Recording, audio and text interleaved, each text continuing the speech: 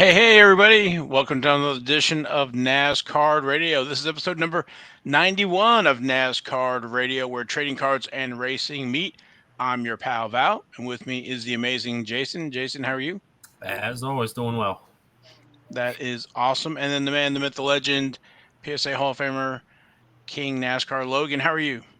I am feeling bumpy and runny, and I didn't even take any kaopectate. Alrighty. Got a amazing show for everybody today. We're going to do the racing recap of Xfinity and Cup Series. We have some more Tops F1, or I should say Tops Now F1, and we'll look at the archive of the last set and then the current set that's available for sale. NASCAR released the nominations for the class of 2023. So we'll recap some of those nominees and maybe do some picks for who we think is going to be selected. And then, of course, the cornerstone of the show, the King's Court, with our different eBay auctions of interest. So, well, let's jump into it. First, I'd like to thank our sponsor, Panini America. And so let's get going to the race recap. Truck Series, they were off last week, but they're racing in Martinsville this week as the Blue Emu Maximum Pain Relief 200. That is Thursday. So I know this show we're recording on Wednesday, so this drops on Friday. So that race would have already been completed, but go race winner. So Thursday, April 7th at 8 p.m. night race. Stages at Martinsville are lap 50, 100, and 200. And practices Thursday. Qualifying is also on Thursday, 3 to 3:30, and then 3:30 for qualifying. Moving over to the Xfinity race. That was race number 7. And that was the 42nd annual Toyota Care 250. That was Saturday, April 2nd at Richmond Raceway. And this is going to be a familiar, but car 54, where are you? In Victory Lane, Ty Gibbs all over John Hunter Nemechek to take the win. And our highest finishing rookie is Austin Hill at position 18. That was quite an interesting race. I would have loved to have been a fly on the wall at the race meeting or recap meeting on Monday morning at Joe Gibbs Racing. Yeah, Ty freaking Gibbs. He's the real deal. He is the real deal. He bumped Nemechek and went right by and went underneath of him, and it was game over. And you could tell Nemechek was not happy, but he played nice. Yeah, he played nice. You know, he's running in the Truck Series. If folks not familiar, he was in the Cup level. He came down to Camping World Truck Series. So he was kind of moonlighting a little bit in the Xfinity Series. So, you know, he was wanting that win definitely because he's not getting points in the Xfinity Series. So he's running Joe Gibbs equipment.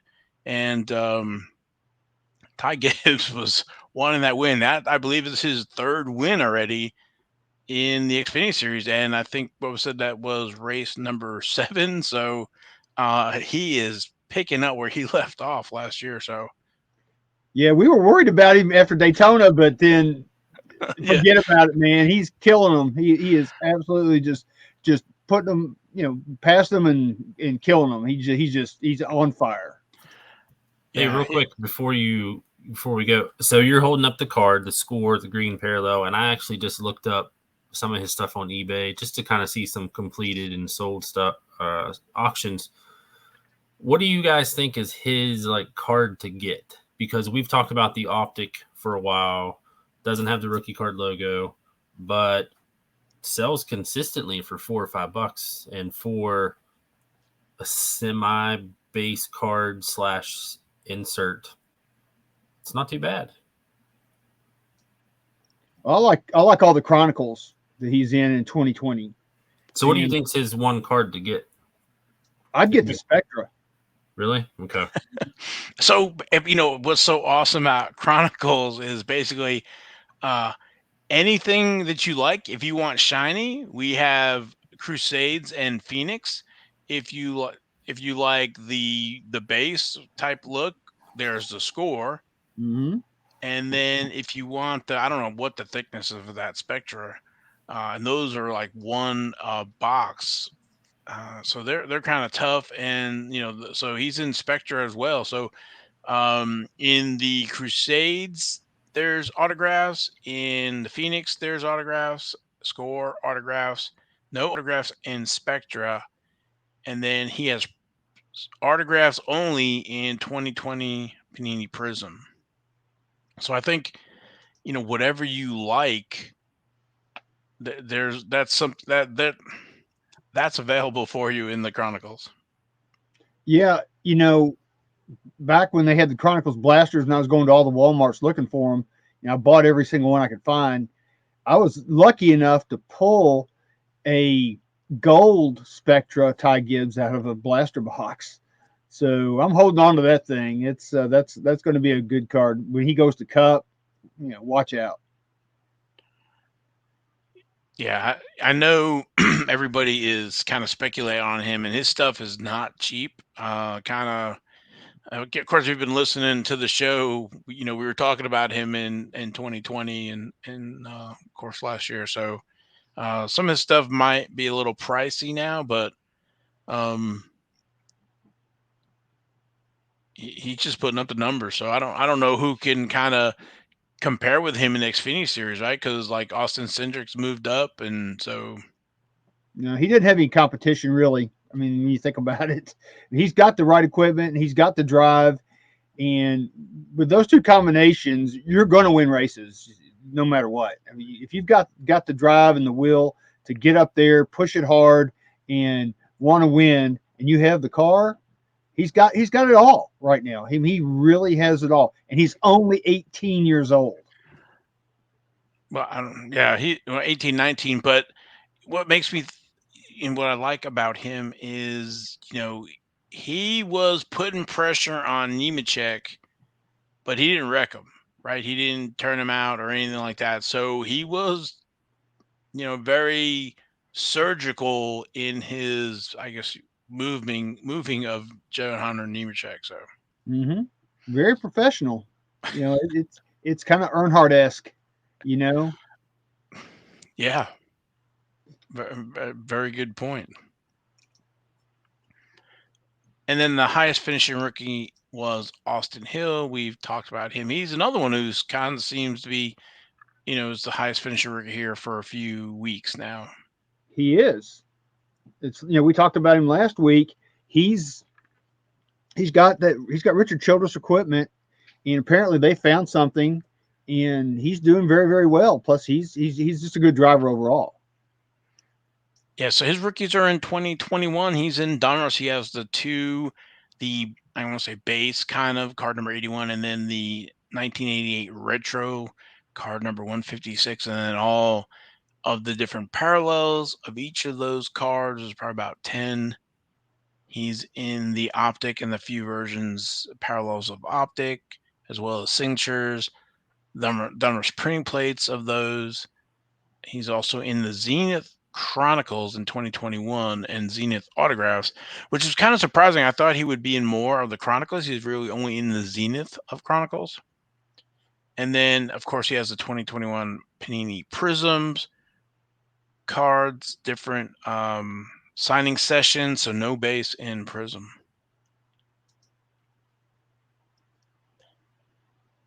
Moving on, the next race for Xfinity is race number 8, and that's at, again, Martinsville Speedway. That's Call 811 Before You Dig 250.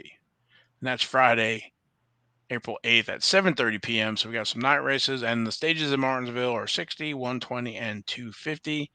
Practice is Thursday, 5:36, and qualifying is on Thursday, 6 to 7.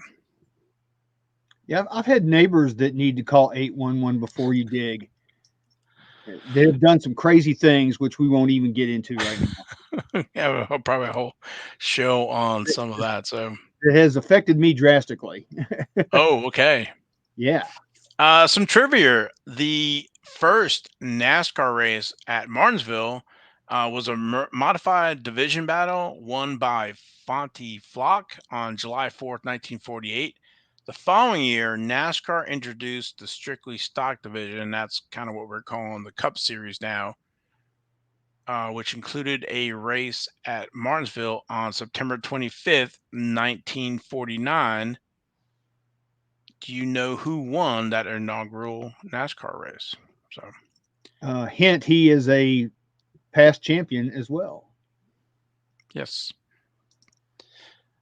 Moving over to the Cup Series. That was race number 7, and that was the 67th annual Toyota Owners 400. That was Sunday, April 3rd at Richmond Raceway.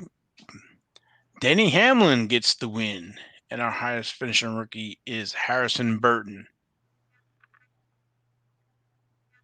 Yeah, Denny did great. He came from almost a lap down with new tires to pass William Byron, and I mean that just goes to show you how important at Richmond new tires are.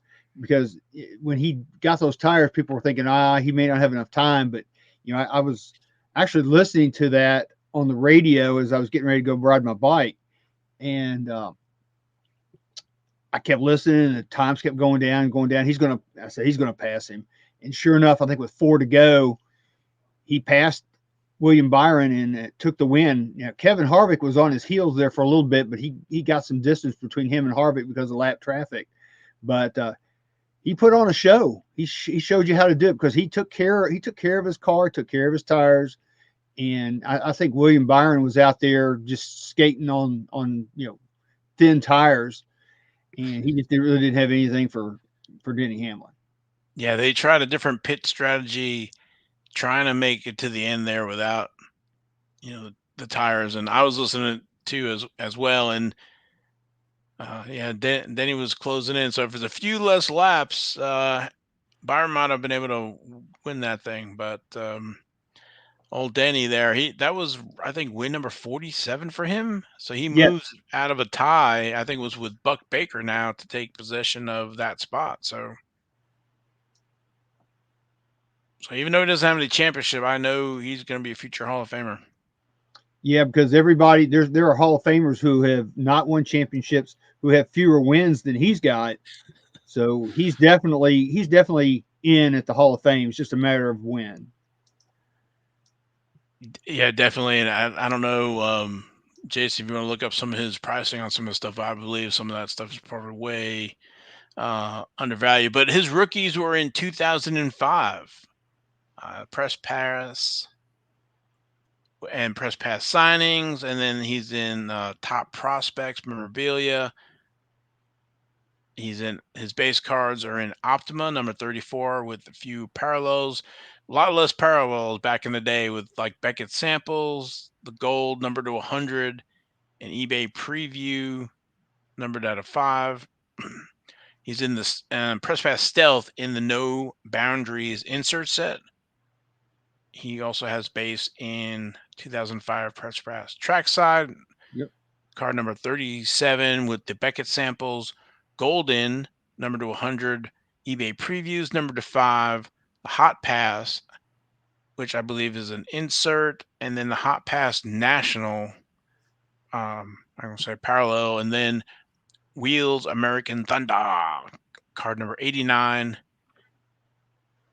with 3 different parallels, the Beckett samples, eBay previews to 1, and license to drive, which is insert set, card number 8. So not a lot of 2005 first cards for him. So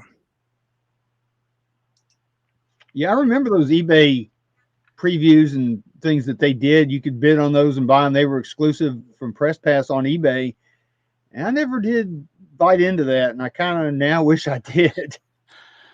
Yeah, that would have been pretty cool. Even with the the Beckett samples, I don't know what happened to all those Beckett magazines. Maybe if we go back on the show with Eric, ask him about those eBay Beckett samples. Yeah, that was the good old days when they put samples in the magazines. Tough Stuff did it. Those are fun times because you could get all kinds of really cool stuff. Well, and even the Beckett's, they had parallels essentially because they had a gold and a silver. And if I remember correctly, I think the silver was 90% of the run, and then the gold was 10%. Oh, I didn't know that either. Yeah. I have a few Beckett samples that they're pretty cool. That's one of those things you can probably pick up, just hunting for them and not probably pay a lot for them. It's crazy. Sorry, I was gonna say it's crazy because for my Josh Fogg stuff, I have 0, and I can't even confirm that they exist.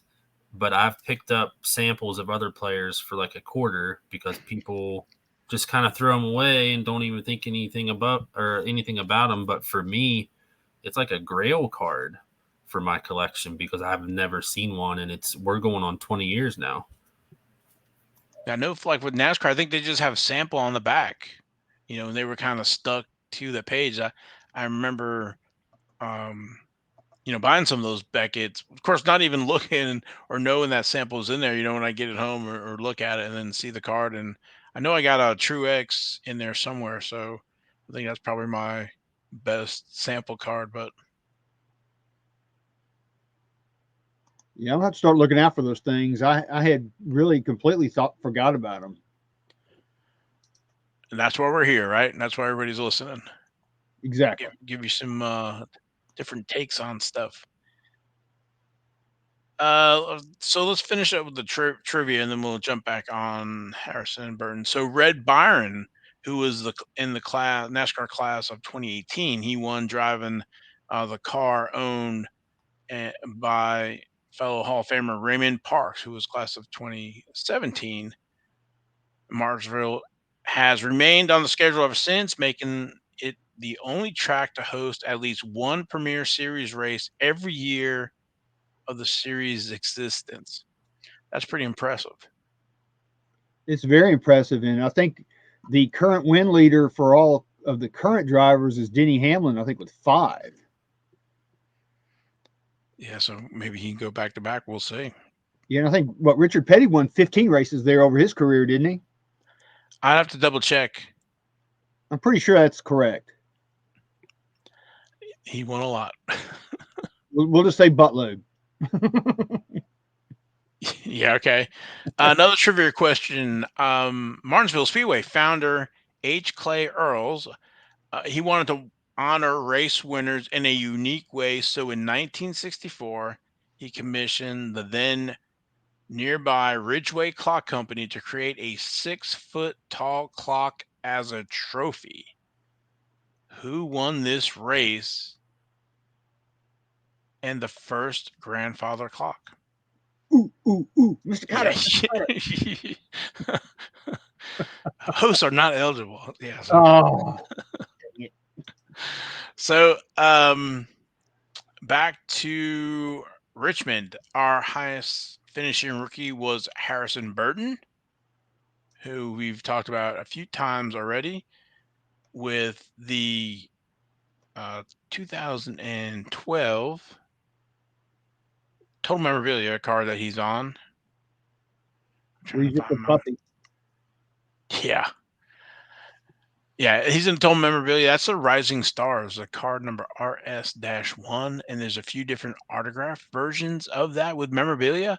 There's a silver to 125, gold to 99, holofoil to 25, and melding to 5. But if you want this as, I don't want to say his first card or his, first Panini, it's 2017 Dunruss. He's in the Phenoms in the 2017 Select Signatures. And we've talked about how those were not on the checklist, but were used for Panini points. Mm-hmm.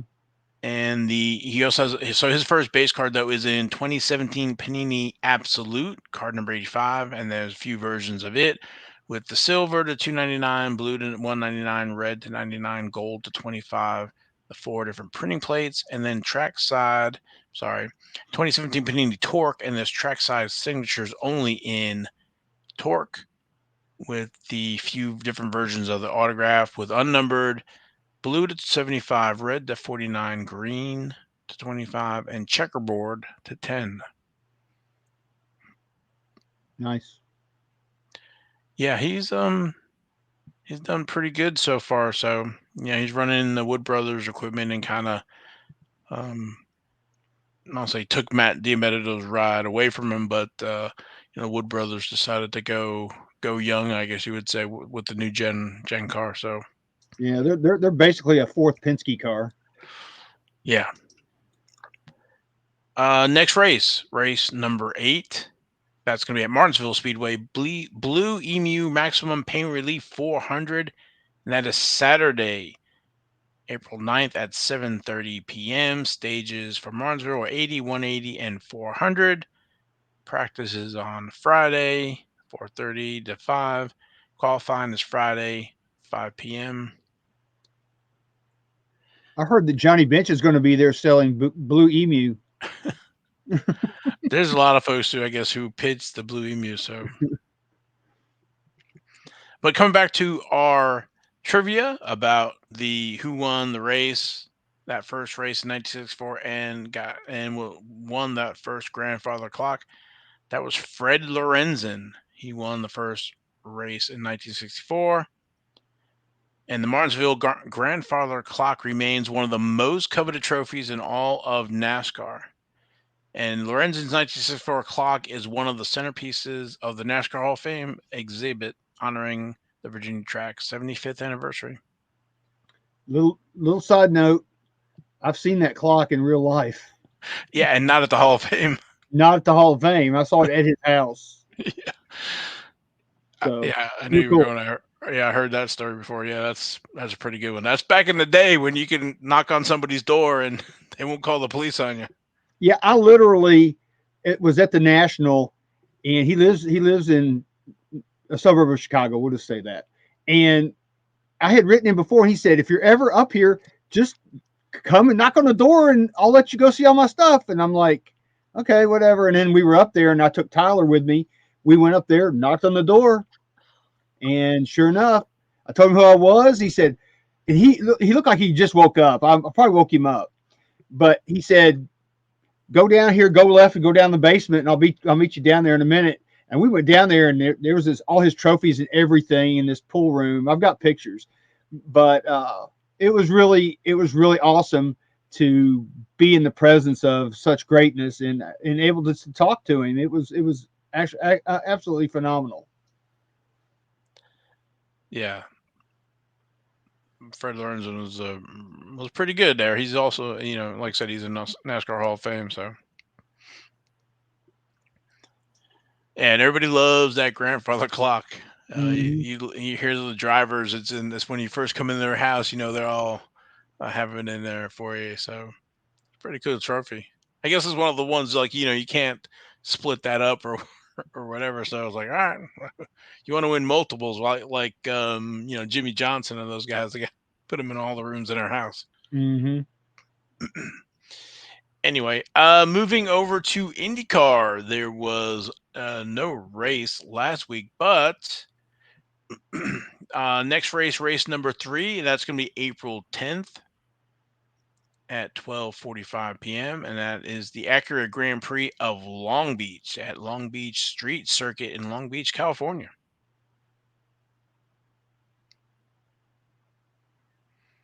Moving over to Formula One, they're getting ready to race again. That's going to be race number 3 for them, and that is Sunday, April 10th as well, but this is at 1 a.m.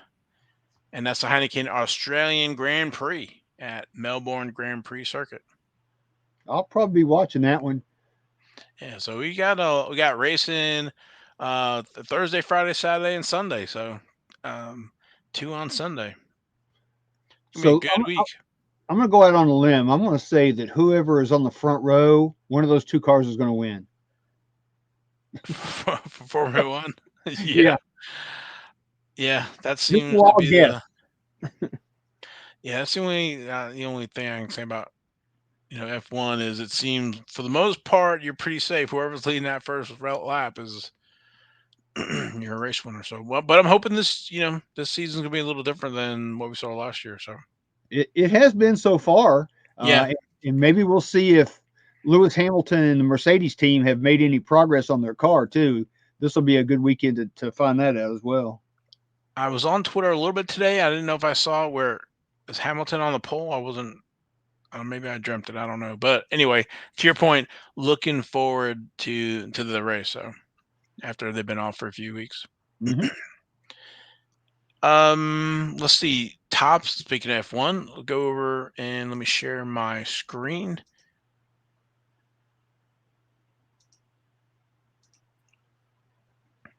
We had Tops that put out a few of the Tops now. I think we had covered them. It was a week or two ago, but waiting on the print runs for them. Let's see what you guys think about this. So card number 1, it had a print run of 5,391. Card 2, 1,758. Card 3, 1,275. And then my pal Zhao, and he is 3,412. And then this one here was part of the Prix Road to 2022. So far we've had 4. And then let me see if I have it queued up. One more. And our current offerings, the first career pole for Sergio Perez. That's card number 5. Card 6 takes the win after wheel-to-wheel battle. And then most starts for one team, card number 7. Card 8 looks interesting. With British drivers reach 10,000 F1 points. And then if you noticed the parallel of that, which I thought was amazing, with the British flag behind it. Yeah, that's cool. I like that the way they did that. Yeah, so everybody's going to be chasing that parallel. Mm-hmm. So that's pretty cool. Hopefully they'll do that with some of the other drivers as well. I think that'd be because of all the international drivers. They could do that on a lot of the cards. So very cool. So we'll see what the print runs are for these after the fact. Of course, like I said, we're recording on Wednesday, so there's a few days left on these, and there won't be any more until next week. So since we're a week between races, so.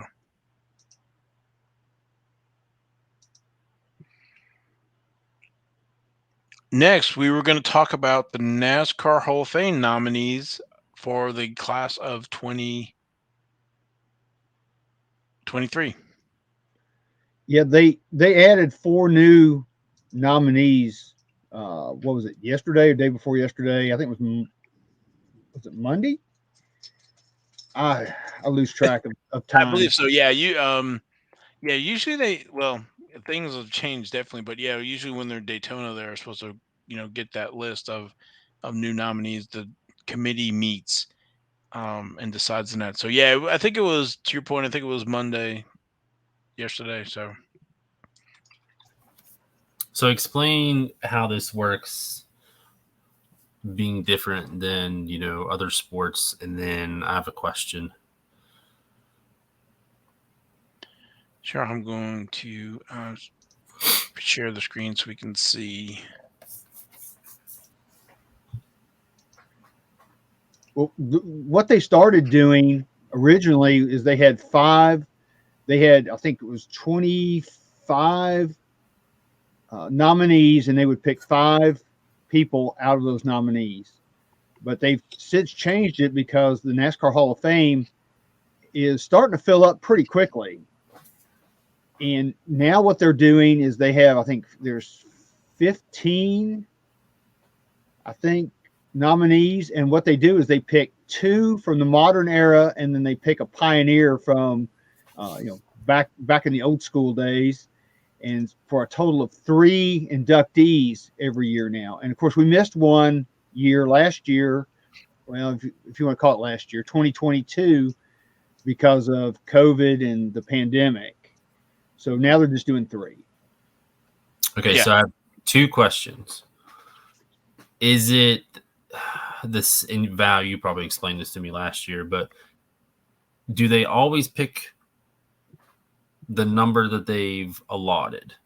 Because like with baseball, you have to have a certain percentage. How is it for NASCAR? Since it's 2 and 1, do they always pick 2 and 1? Yes. Okay. They always pick. They'll never pick. They always pick the number. Never pick less. Never pick more. Okay. So basically, the committee got together and decided on these 15 drivers, crew chiefs. So there's a modern era ballot, there's a pioneer ballot, and then there's a landmark award. So that committee, I'll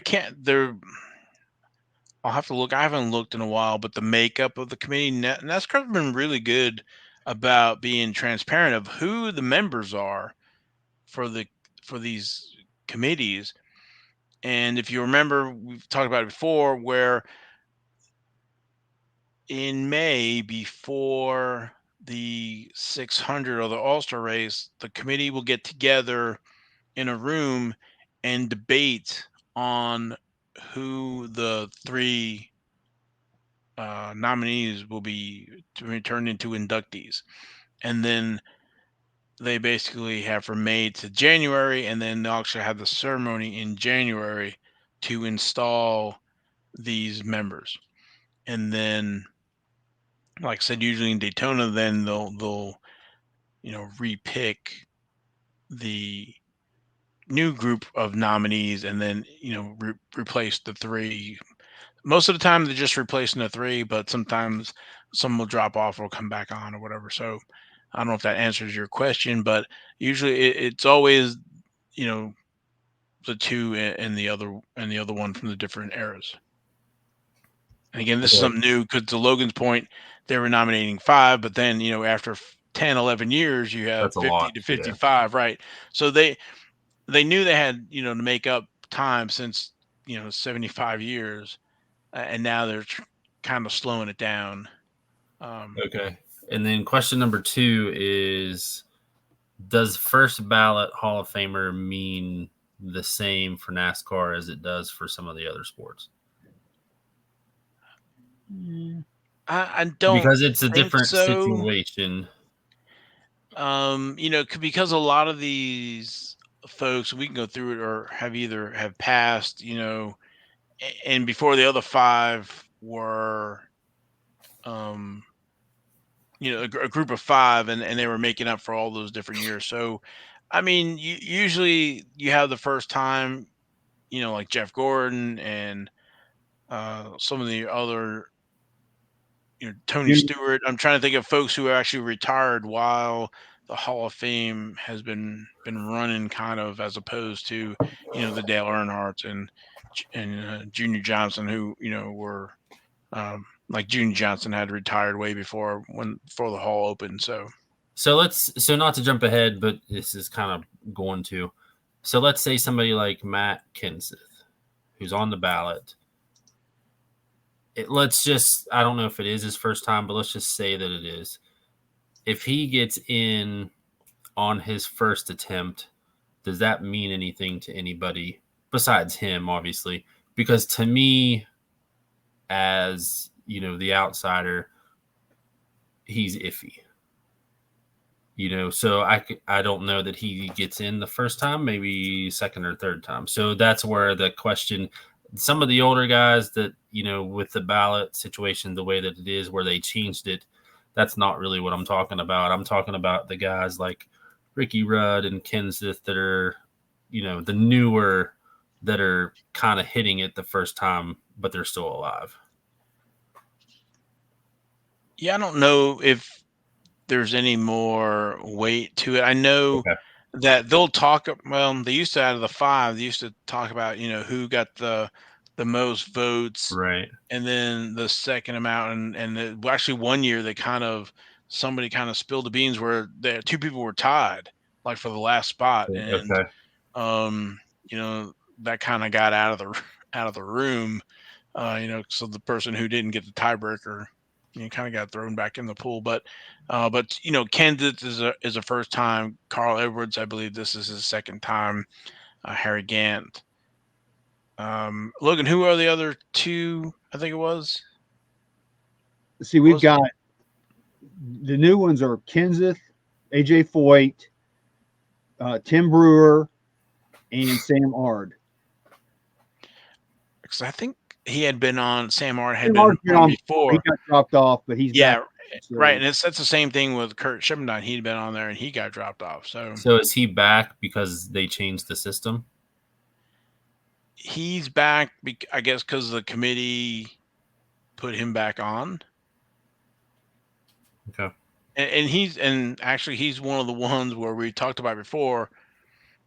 In the whole list, and you wouldn't know this, but he's a 4-time champion crew chief, and his driver was Dale Earnhardt Sr. So of the 7 that Earnhardt won, Kurt Shippenstein was at the helm for 4 of those. So out of all the other drivers and folks on this list, Matt Kenseth is a 1 championship. I think that's it. Harry Hyde's won 1 with Isaac, was it? Yeah, Bobby Isaac. Bobby Isaac in the yep. Yeah. In 71 car. Yeah, so those are kind of the 3 there that kind of stick out as having won championships. There's a few on the list that are the 50 greatest drivers. That's another kind of a thing that after all the years I've been watching the nominations and the inductees, they're taking drivers stuff off the 50 greatest drivers. So Neil Bonnet is one of NASCAR's 50 greatest drivers. Harry Gant, one of NASCAR's 50 greatest drivers. Ricky Rudd, NASCAR's 50 greatest drivers. And AJ Foyt, one of NASCAR's 50 greatest drivers, and Herschel McGriff. So it's hard to kind of pick who is gonna, be in. Maybe so like the Pioneer ballot, only 1 member gets in, and that is a tough list. So Sam Ard, he's the Xfinity Series pioneer and 2-time champion in the Xfinity Series. And then when I was talking about championships, I was talking about the Cup level, the highest level. AJ Foyt, he's won several NASCAR Cup Series races, including the 1972 Daytona 500. Banjo Matthews, he built cars that won more than 250 NASCAR Cup Series races and 3 championships. So Banjo Matthews is kind of one of those, car builder engineer type that you don't really, see on the track, but behind the scenes. And Herschel McGriff, 1986 NASCAR West Series champion, and Ralph Moody, 2-time NASCAR Cup Series owner, champion as a mechanical genius of Holman and Moody. Yep, he's had a lot of great drivers drive for his team, the Holman Moody team. David Pearson being one of those. And then our grandfather, the clock winner. Mm-hmm. Yeah, Fred Lorenzen. So it's be curious to see. I think AJ Foyt might be the top of my list for that. You can probably go any way, for any of those other guys. So that's the Pioneer ballot. That's a tough one. Yep. So what are your picks, Val? Let's go ahead and pick real quick. So I think AJ Foyt for the Pioneer. When it comes to the Hall of Fame, I think modern era ballot, I think it's going to be Kurt Shepardine and Matt Kenseth. I think are the two for me. Well, we're very similar. I'm going with the Rooster. Ricky Rudd is one of my picks, and then I'm also going with Kurt Shelmerdine. You know, he's won 4 championships. You've already got the car owner and the driver in there, so let's get the crew chief in there too. That's what I think needs to happen. I hope that the committee sees it that way as well. And before you do the Pioneer, so Ricky Rudd, he's won 23 times in the NASCAR Cup Series, including the 1997 Bristol Brickyard 400, and like I said, one of NASCAR's 50 greatest drivers. And your Pioneer ballot? My Pioneer, yeah, I was kind of thinking AJ Foyt, but I'm going to go with Banjo Matthews because back in the day, Banjo built most of the cars for all the teams. He at least built the chassis and all of that, and the teams would hang the sheet metal on the cars. But he built a lot of cars. He had his own stock car parts business that traveled with the series, and he's a pioneer. So I'm going with Banjo Matthews. Yeah, no, that's a good pick. Like I said, 250 wins. He was one of those guys where maybe people inside of NASCAR definitely know who he is, but maybe your typical NASCAR fan would probably never heard of him unless you collect the 1989 Winner's Circle set. That's true.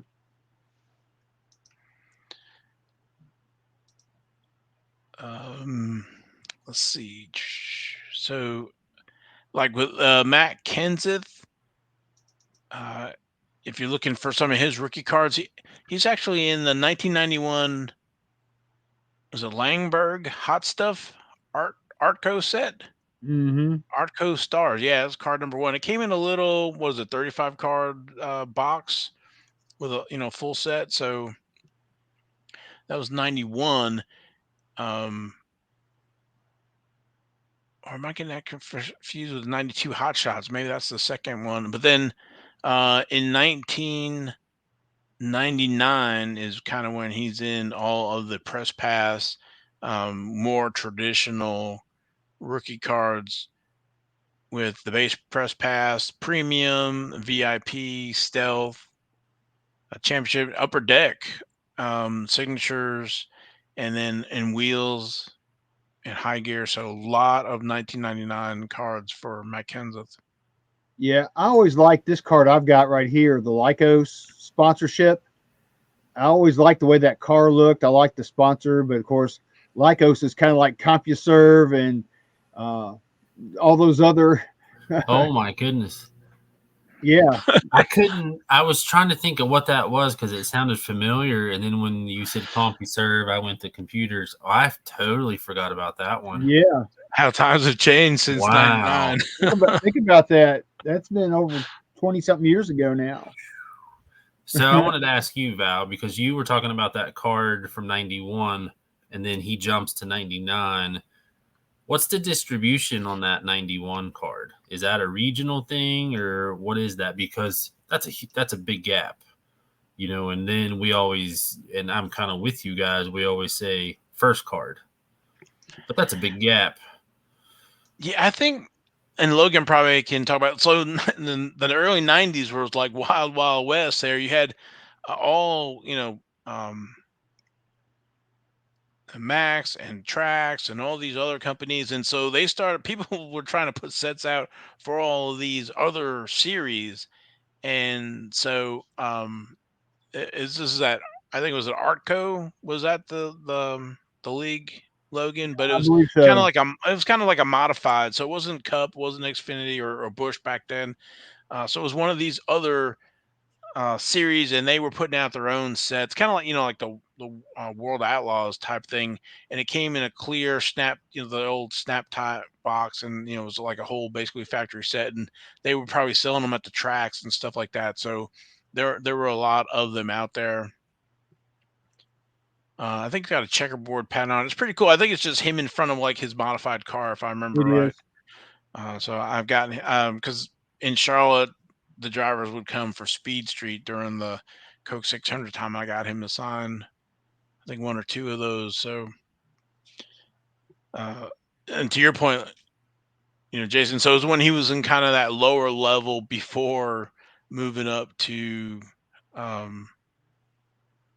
the other series and moving up and premiering in 99 in all the major brands of cards.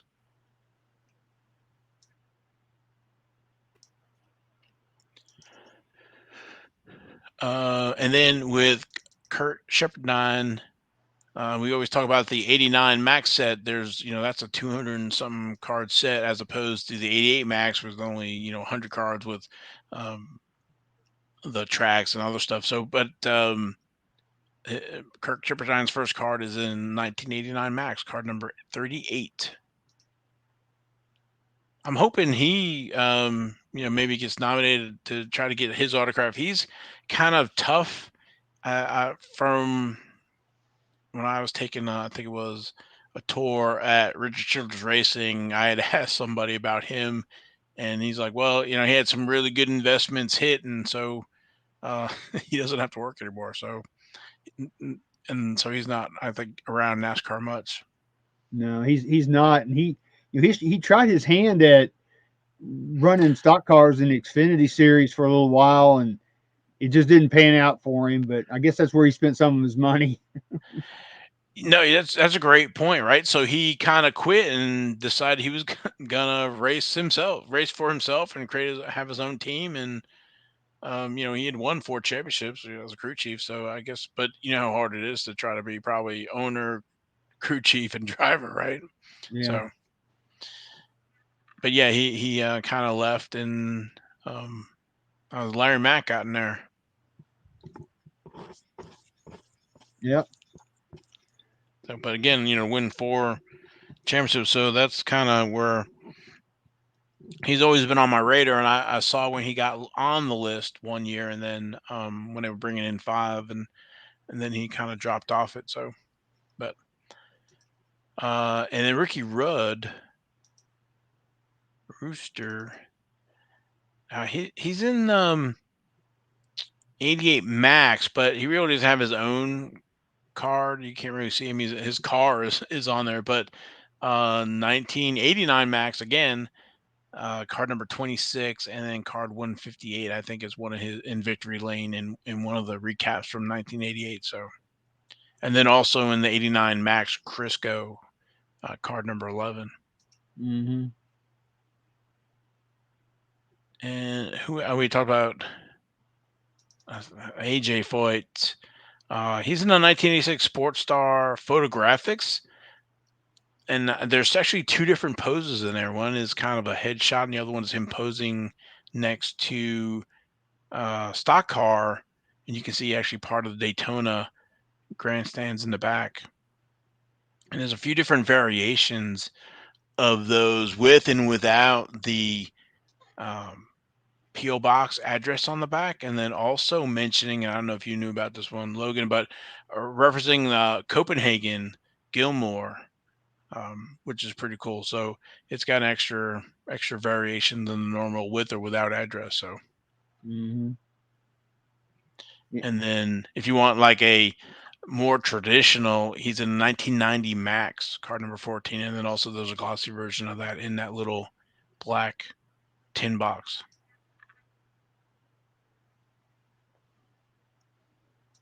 So exciting to see who gets nominated again in May. I'll talk about it again when they release the list of voting members, and let you guys know who gets selected for the Hall of Fame. Yep, can't wait. It's always one of my favorite times of the year. Yeah, same here. It's a good chance to get autographs at the Hall of Fame. A lot of the nominees will come, as well as previous actual members of the Hall of Fame. So, yeah, did I tell you about the time in Dave Marcus's? I was in his camper, his mobile home, and AJ Foyt knocks on the door and comes in. It's like, wow. It was incredible. I'll have to tell you the whole story later. We can get off on a tangent on that one too. Yeah. I think the only thing left. We can get some updates. Dunross. I think Dunross is still slated for April 15th. And then I think I went out there kind of today where I didn't check all three of the big three, but I did see one of them has increased their price. I think it was the 125 a box from the 110. It's going to go back down. Well, yeah, well, hopefully. It's not like Prism WWE. Oh my goodness! Right, so that was released. I was working and wasn't paying attention. Of course, I don't even know what it sold or what it was selling for. If you could get it, $850 a box. From Panini, it was $850 a box. That's not first off the line, right? That's just the line. No. So, since you brought it up, first off the line, I don't know what it actually stopped at and where it sold out, but I saw it drop to like 15 something for first off the line, and then a couple hours later it was sold out. So I don't know what it officially stopped at, but just the regular hobby boxes are $850 from Panini, which are now sold out also. Wow, that's incredible. Yeah, I tried to get a box this morning. I actually had one in my car. I kept clicking. It was busy. Then all of a sudden I said I could get one. So I clicked, just got one in my cart, going to check out. Sorry, some old lady came and knocked you over the head and stole your box, and you're out of luck. Some old lady off the top rope come clothesline you. She did, and it came over. Pile drived you and took your box. So, Jason, talk about one of the gold cards from there that sold real quick. So I hadn't done any research yet. I kind of had looked a couple days before it hit and didn't see anything, and then I kind of missed it. But Steel City Collectibles posted on their Facebook page an Andre the Giant gold out of 50.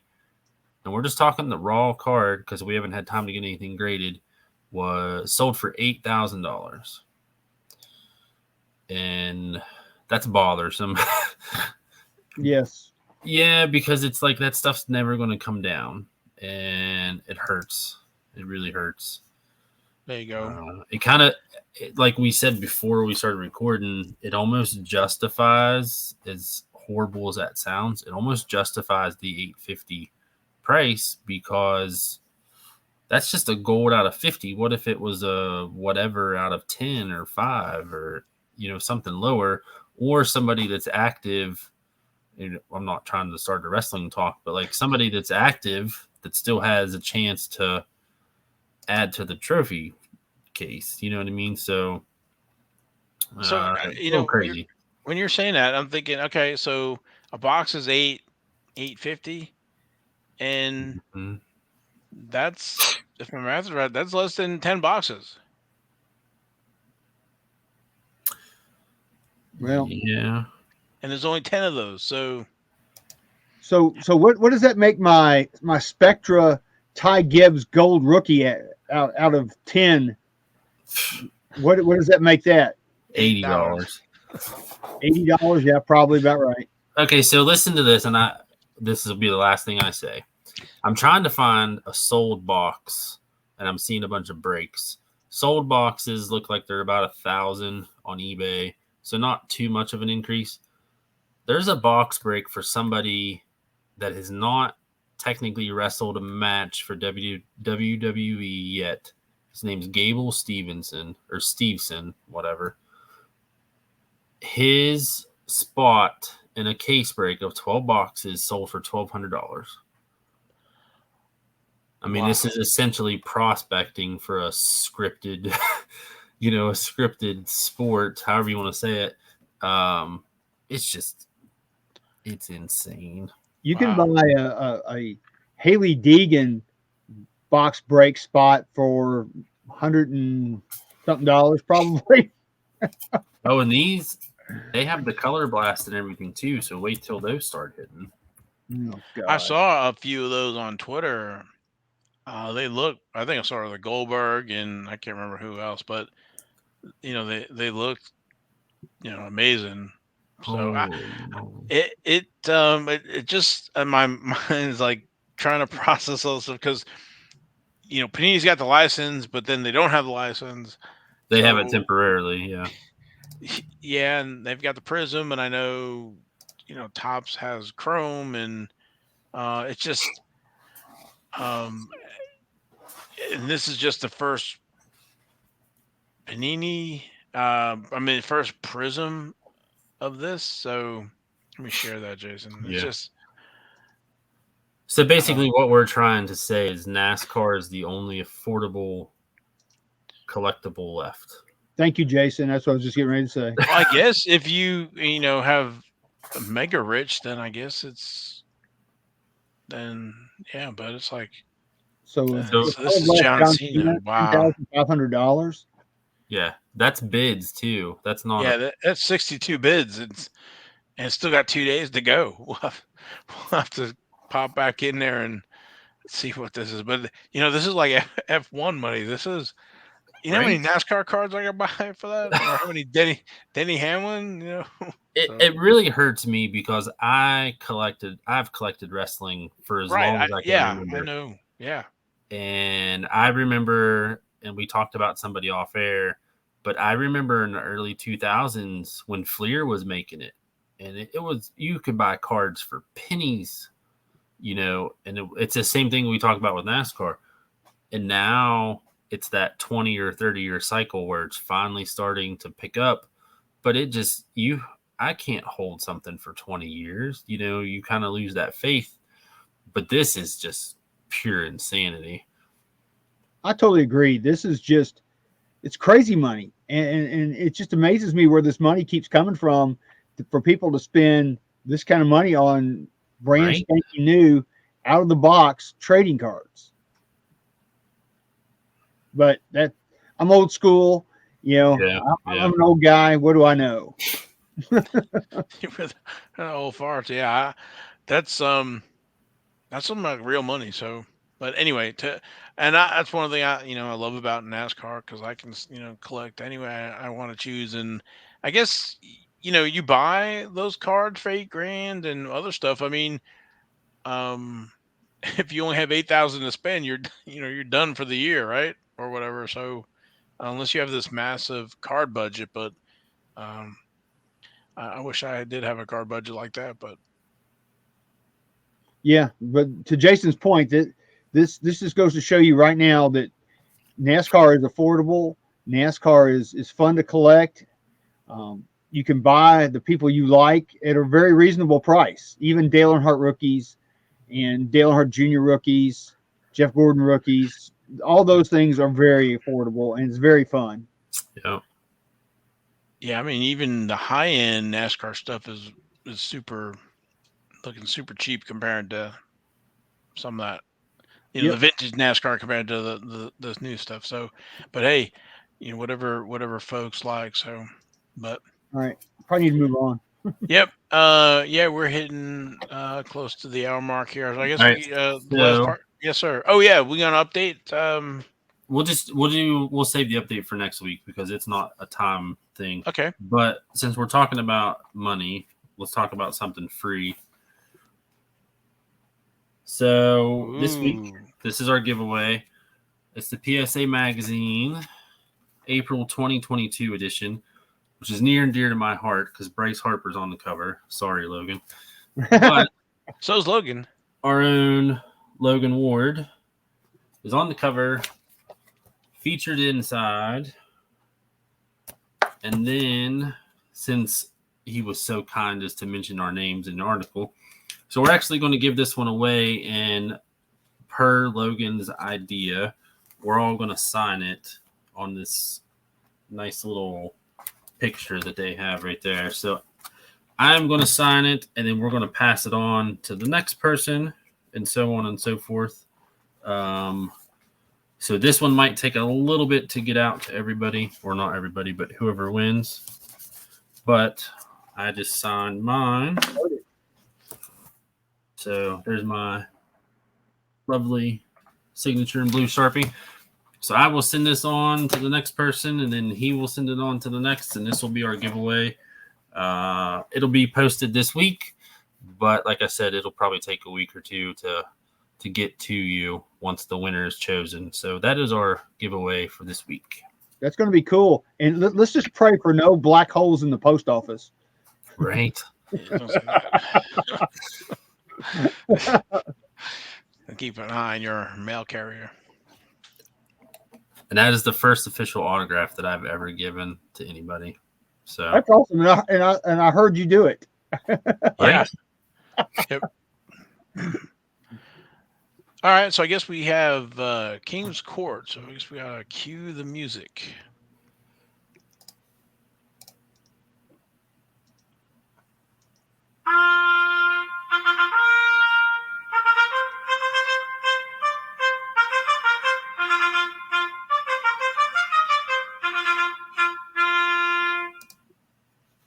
All right, this week's King's Court. We'll start out with our Joker. This is our different or odd card.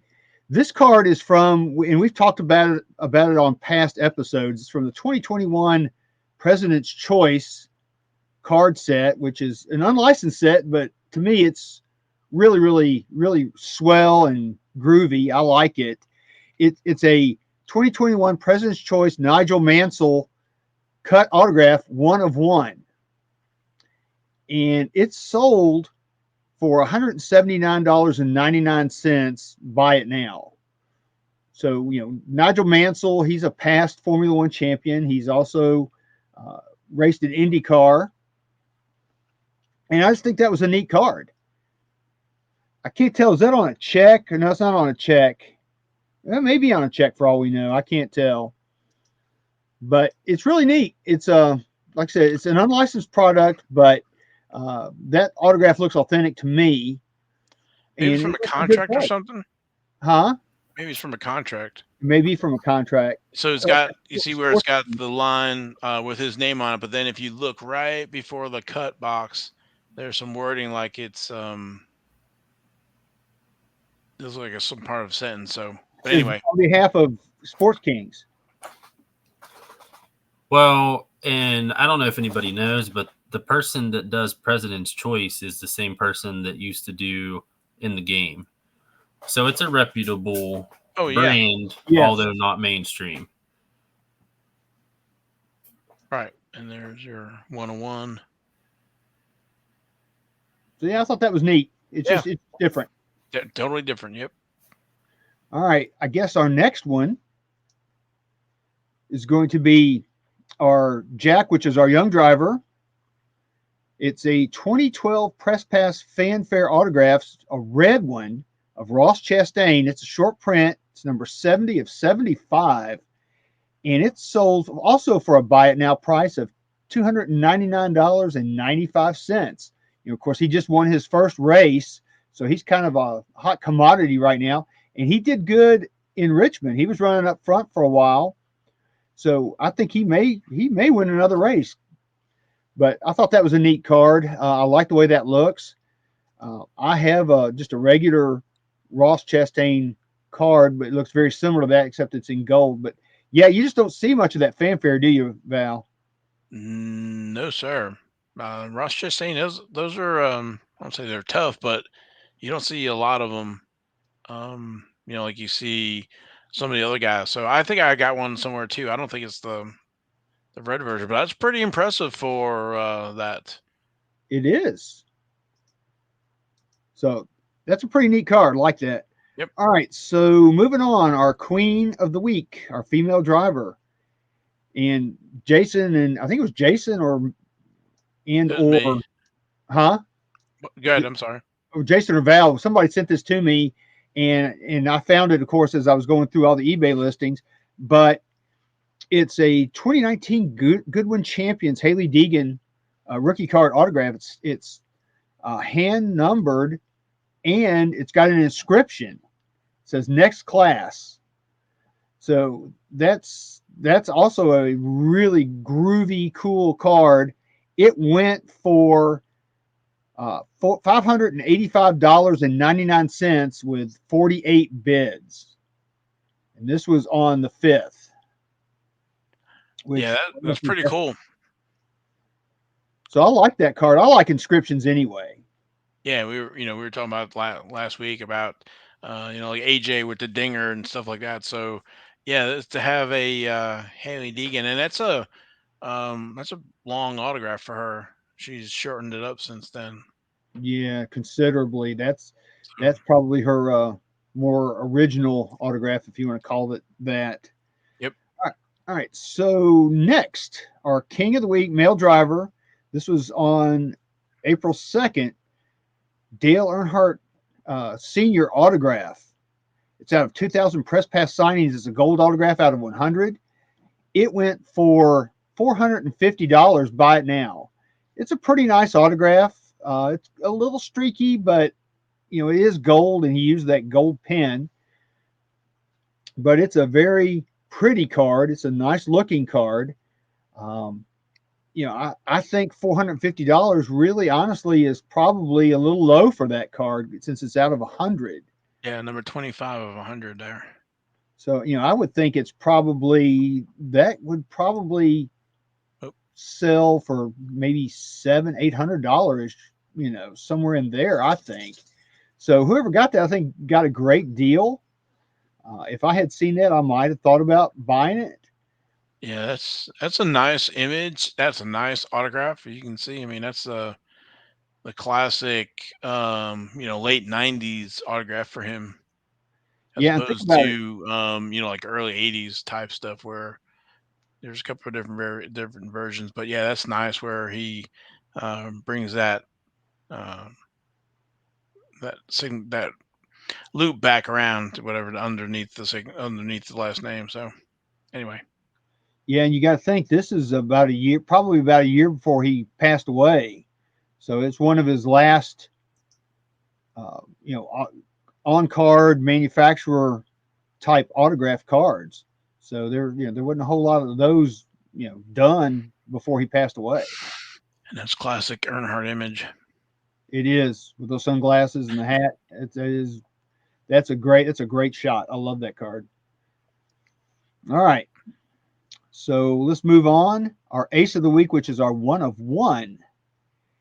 This comes from the Formula One. This was on the 3rd.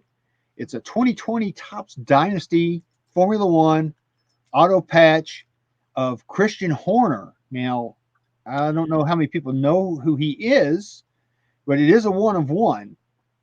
He's the Red Bull team principal. And think about this for a second. This is a 1 of 1. It's sold for $4,437.76 with 27 bids. Do you have that image, Val? I'm getting it up. I must have clicked and then took out stuff I had cash. So give me 1 second. Yep. As Scooby-Doo would say. That's what I get for clicking. Yeah, but I thought that was quite impressive for a team principal to garner that much money. That just goes to show you again the money and the collectability of Formula One cars these days. Even somebody that's just a team principal can garner that much money for a card. Granted, it is a 1 of 1. There you go. Yeah, it's 27 bids, so it's no buy it now, and it's got some nice. It's got the red and Red Bull in it. Yeah, that's pretty cool. Yeah, that's a sweet card. And it's from Dynasty. Yep. Yep. All right. So like I said, that was a heck of a sale for that one. All right. So again, our Royal Flush card of the week, which is our highest price card, was from March 31st. It's from Formula One, but it's not what you think. It's from, and this is just amazing the holy hell out of me. This is a 1966 Panini Jim Clark rookie. Now, granted, it is a Jim Mint 10, which is a Pop 1, but they had, I think, $55,000 on it. Was what they were looking to get, but it went for a best offer accepted price of $21,500 for that sticker. Wow. Yes. That is absolutely amazing. If I only had a crystal ball and could go back 2 years, I could have picked these things up for little of nothing. And now look where all this is. And you see everybody delving back into the history of Formula One now, because they're going back and getting people like Jim Clark and Ayrton Senna and those kind of drivers. And those are getting big prices for good examples of those cars that are graded. So there you go. That's the King's Court of this week, and it's very impressive.